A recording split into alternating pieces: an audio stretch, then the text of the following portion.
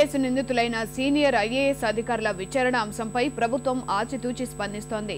నెల రోజులుగా దీనిపై ఎలాంటి నిర్ణయమూ తీసుకోకుండా నెట్టుకొస్తోంది. అయితే త్వరగా అనుమతి ఇవ్వాలంటూ సీబీఐ లేఖాస్త్రాలు సంధిస్తోంది. వేల కోట్ల రూపాయల కుంభకోణానికి సంబంధించిన ఈ కీలక అంశంపై ముఖ్యమంత్రి ఎలాంటి నిర్ణయం తీసుకుంటారో అన్నది సర్వత్రా చర్చనీయాంశమైంది.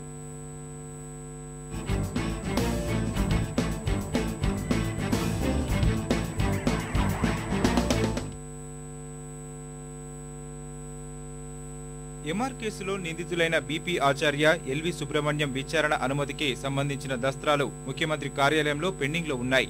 4 నెలల క్రితమే అనుమతి కోరుతూ సీబీఐ దరఖాస్తు చేసుకోగా నెల రోజుల క్రితం సంబంధిత దస్త్రం సీఎం పేషికి చేరింది. ముఖ్యమంత్రి దీనిపై ఎలాంటి నిర్ణయమూ తీసుకోకుండా ఫైలును పక్కన పెట్టారు. విచారణ అనుమతి కోసం సీబీఐ పలు దఫాలుగా రాష్ట్ర ప్రభుత్వానికి లేఖలు రాయడంతో సీఎం నిర్ణయం ఇప్పుడు తప్పనిసరి అవుతోంది. ఐఏఎస్ అధికారులపై విచారణకు సంబంధించి కేంద్రం ఇచ్చే అనుమతికి రాష్ట్ర ప్రభుత్వ అభిప్రాయమే కీలకం. దీనిపై ముఖ్యమంత్రి తుది నిర్ణయం తీసుకోవాల్సి ఉంది. రాష్ట్ర సర్కారు ఎలాంటి అభ్యంతరమూ లేదని స్పష్టం చేస్తేనే కేంద్రం వెంటనే అనుమతులు మంజూరు చేసేందుకు వీలుంటుంది.